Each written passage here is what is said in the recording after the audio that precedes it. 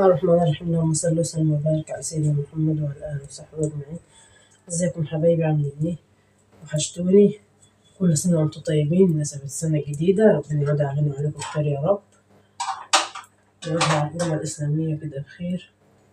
كل عام وانتم بخير يا حبايبي. اللهم صل على كامل النور، اللهم صل وسلم وبارك على سيدنا محمد وعلى آله وأصحابه أجمعين. طبعا حبايبي النهاردة عاملة، بصوا يعني تقدري تقولي اللي هي زي اللي بتتعمل بالرز المدفونة، بس دي هتبقى ني في ني كله مع بعضه. بس أنا هحمر الفراخ ده علشان العيال بيحبوها متحمرة يعني. وهحط هنا البطاطس مع البصل اهو مع الطماطم كله مع بعضه، والبهارات وكله مع بعضه. بس كده وطي عليها النار هنا، وبعد كده ايه بس اديها تشويحة هنا الأول في الزيت، ونسمي الله كده، بسم الله. بص انا هطفي النار خالص علشان الفراخ اكيد يعني فيها ايه هي ناشفة خالص، بس برضو عشان ما تعملش معانا. بسم الله الرحمن الرحيم. نطفيها خالص كده، بسم الله الرحمن الرحيم. طلع لي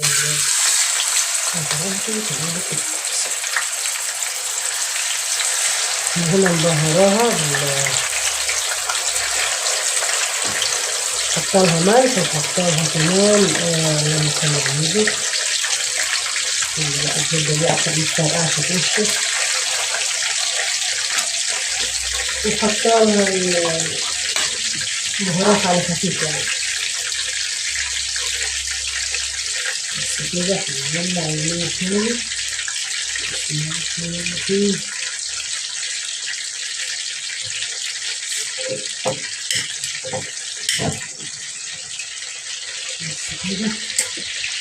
دي بس ايه عشان ربما يكون الزيت سخن للبنات، يعني الكلام يعني للبنات اللي هم لسه ايه في المدارس ما بيخلوش مدارس.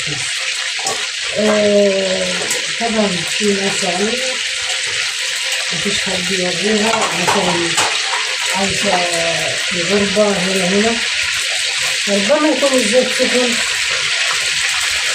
نحط بقى الفراخ بتاعنا احنا يقوم ايه نفرقع في وشنا، وبعد الشر يعني تقوم النار عاملة ايه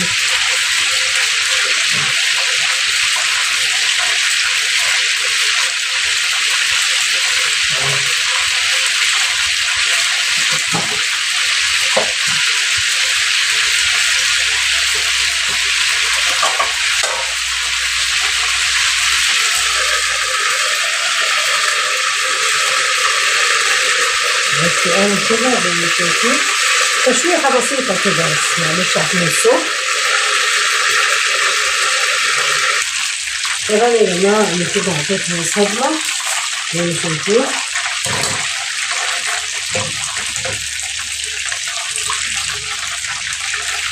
مش عشان ايدي اتدلع عليها الزيت يا جماعة.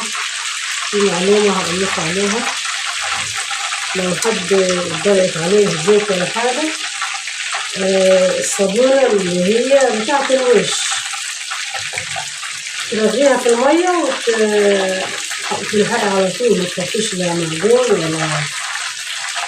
ولا مية ولا تلج ولا أي حاجة، عشان المعجون والتلج والكلام ده كله بيخلي الحرق يفقفق ويعمل ايه بالجلد شكل وحش.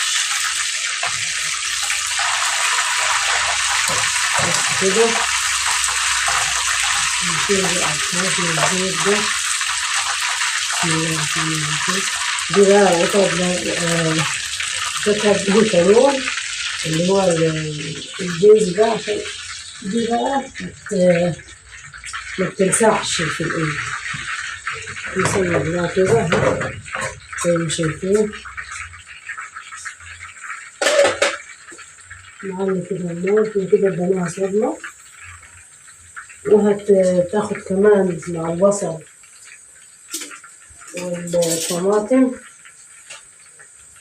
بصوا بقى ايدي معلش ده كل ده صابون اللي فيها يعني. طبعا الزيت يعني نطت حتة على ايدي فلحقت نفسي.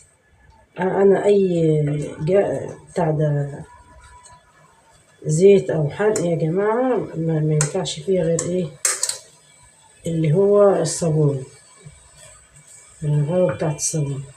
طبعا انا مخرماها برضه بس ايه عشان تشرب من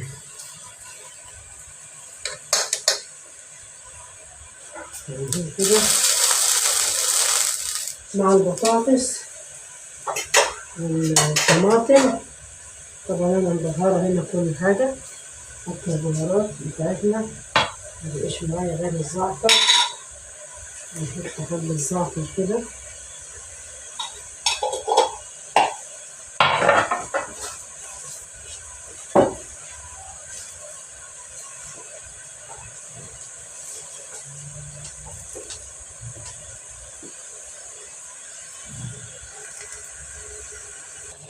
طبعا يا جماعة كده تمام. أنا كده هنا هحط البطاطس بتاعتنا، بسم الله. وهنا أحط البصل وأحط البهارات بتاعته. دي أكلة سريعة تعمل لحد جاي من الشغل، حد إيه مستعجل ما عندوش حد يعمله أكل، تيجي بقى من الشغل تلاقي إيه حتى لو انت مش هتديها الصدمة دي كده، تحط كله مع بعضه وتوطي النار عليها وتسيبيها. معلقة سمنة،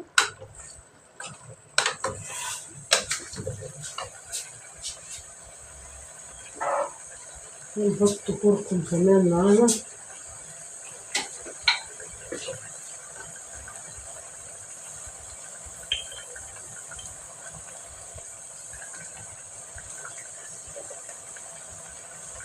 هنقول معلقة كركم كده، معلقة كركم صغيرة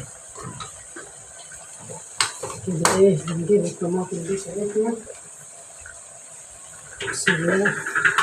هنا الطماطم بتاعتنا طبعا ما بيتحطلهاش اي مية، لان الطماطم بتاعتنا هي اللي بتتسوى فيها كده. يعني حتى لو انت مش حابة تحطي، يعني ما تحطيش اي مية، هي كده. بصوا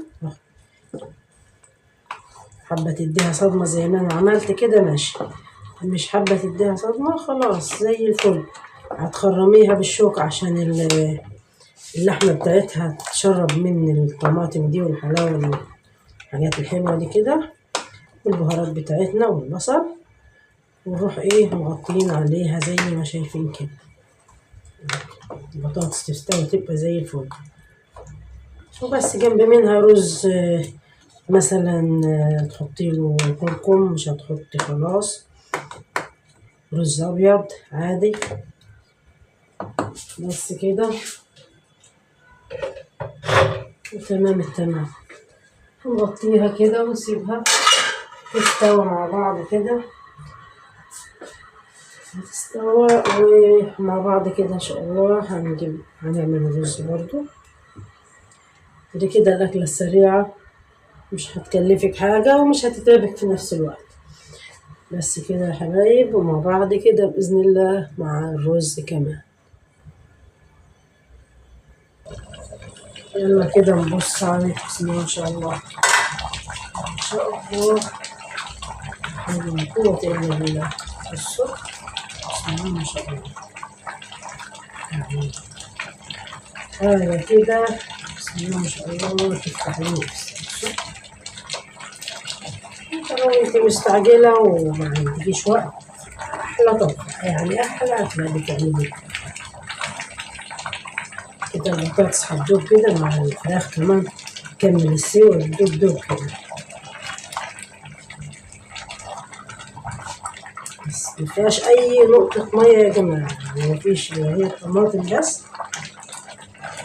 لو عندك الطماطم برضو تلاقيها مززة كده شوية، حطي معلقة سكر.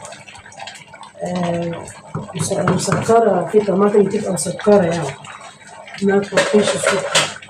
بس زي ما انتوا شايفين كده، انا هحطهم على العين التانية كده، واحط الرز معاكم بسم الله الرحمن الرحيم. خليها كده مع نفسها وأطفي النار عليها، ونحط هنا نحط الرز بس، نظبط العند كده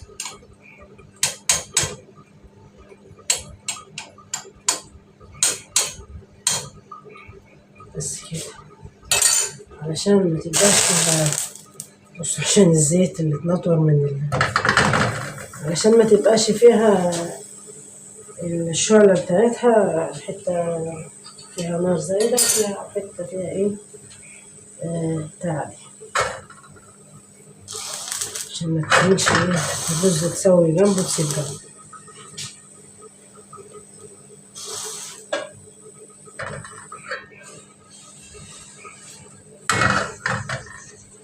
بس هنا هنحط معلقة زيت عشان المية دي تنشف بس.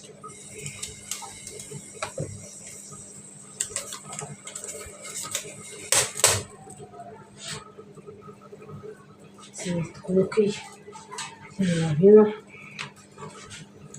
بسم الله.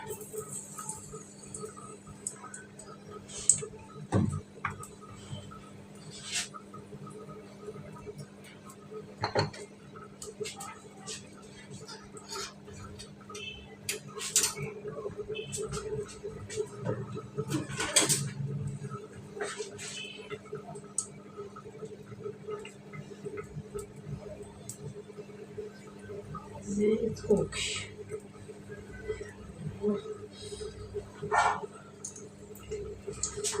بصوا بقى ايه، بسم الله ما شاء الله، مفيهاش اي حاجة. بتفور عليا لما بحط، بصوا كده الزيت، بصوا يعني الآثار، يعني أنا لو سبتها ما حطيتهاش على حطيتش عليها الصابونة كانت هتفقفق وتعمل لي ايه مشكلة. بسم الله الرحمن الرحيم.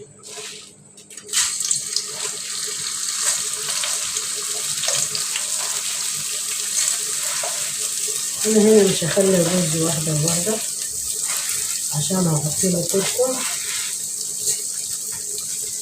هديله ايه يفك زي كده من بعضه من السمنة من الزيت قصدي، وبعد كده ايه اروح زي بقى حاطه له اضيف كده مية مغلية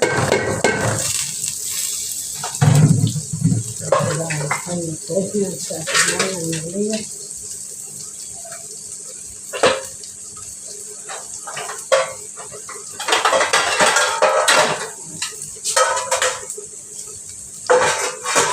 صراحة معلش بقى هي لازم الكركبة والدربكة دي، طالما احنا بنعمل ايه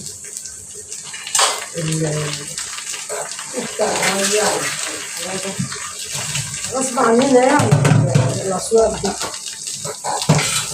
أنا بصراحة أنا قبل كده قلت لكم يا جماعة أنا معرفش المونتاج ولا حاجة، عشان كده بنزل الفيديو بتاعي تلقائي، معلش اعذروني يعني سامحوني على قد ما بعرف يعني في اليوتيوب كده مش قوي.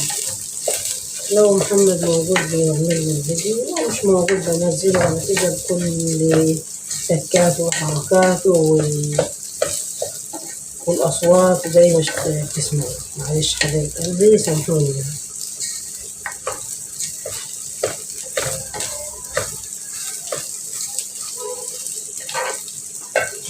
عشان الأصوات. طبعا حبايبي احنا كده الفراخ بتاعنا استوت، بصوا بسم الله ما شاء الله، شايفين كده عملت بصوا عاملة زي الموزة كده، استوت والبطاطس بتاعتنا بقت زي الفل اهي، بصوا بسم الله ما شاء الله، يعني كل حاجة استوت مفيش ما خدش نص ساعة. تمام بس حبايب قلبي كده مع بعض كده ورز اهو خلاص كده يعني مع بعض كده. طبعا حبايبي انا كده حطيت هنا مرقة هندوبها كده زي ما شايفين،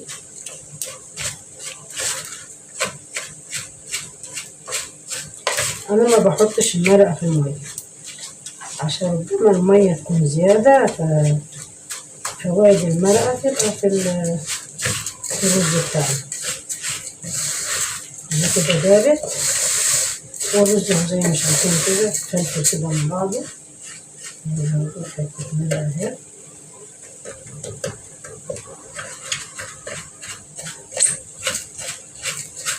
دوب المرقة خالص كده، اتأكدي انها دابت، وبعد كده تحطي المية بتاعتك.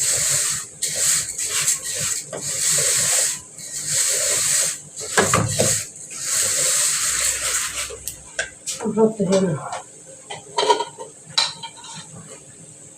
معلقة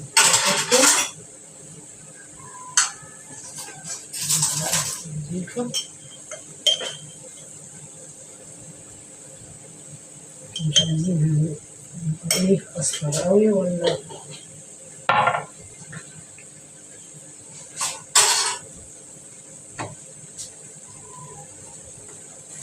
هنحط برضه نقطة ملح كده لأنه نحط مرقة عشان ايه ميبقاش حادق الرز بتاعه.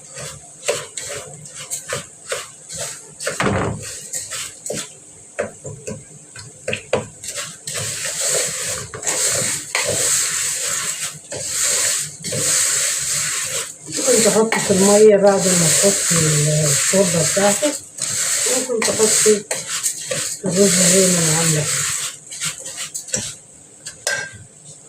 بس كده. نسمي الله كده، بسم الله الرحمن الرحيم. مش لازم يعني ايه نمسك اي حاجة. بسم الله.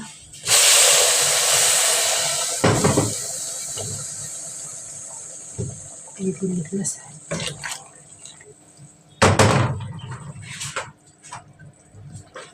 بس كده وبكده نكون خلصنا. نجيب معلقة كده اللي احنا عملنا بيها، ونشيل بتاعة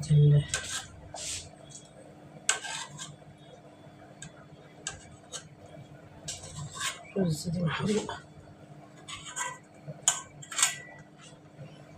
بس كده هنحط المعلقة. ده فلفل، بصوا المعيار بتاع المية بتاعتنا، يعني نص صوبع كده، عقلة صوبع فوق الرز. بس كده يا حبايب قلبي، ومع بعض كده بإذن الله في التقديمة. طبعا يا حبايب قلبي يلا كده هنغرف كمان الرز. أنا غرفت بسم الله، غرفت اللي هي ايه الفراخ بسم الله الرحمن الرحيم. بصوا بقى، بسم الله ما شاء الله، الرز الواحدة بوحدتها يا جماعة. بسم الله. بصوا يا بنات اهي الواحدة بوحدتها، مع انه سخن يعني لسه، بصوا لسه فاصلة عنه النار. الرز طالما تحطي له المية اللي بتغلي عمره ما يعجن منك ولا يحصل له حاجة، وتعمليه بالزيت. يعني لو عايزة تحطي زبدة أو حاجة ماشي، بس بعد ما تقلبيه في الزيت وتفلفليه كده، وبعد كده ايه لو انت عايزة تضيفي أي إضافات في الشوربة مع الرز ماشي، مفيش مشاكل. بصوا وتفضلوا معانا كده يا حبايب قلبي، تفضلوا معانا وعيالي هم جوا عشان يتغدوا. بصوا بسم الله ما شاء الله، وتفضلوا معانا حبايب. بس كده تفضلوا معانا يا حبايب قلبي، أتمنى تعجبكم الطريقة السريعة دي كده. تمام، أتمنى تعجبكم الأكلة السريعة دي.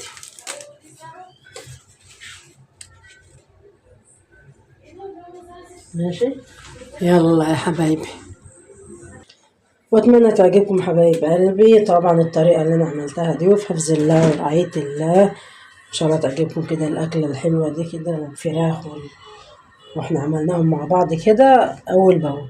وفي حفظ الله يا حبايبي ورعاية الله. وده مخلل انا ما حطلوش اي مية، ليمون، عاملاه حتى كوباية زيت بس وحشياه كده زي ما شايفين. طبعا حبايب قلبي في حفظ الله ورعاية الله، ومع ألف ألف سلامة وفي رعاية الله، وكل سنة وانتم طيبين، مع ألف سلامة.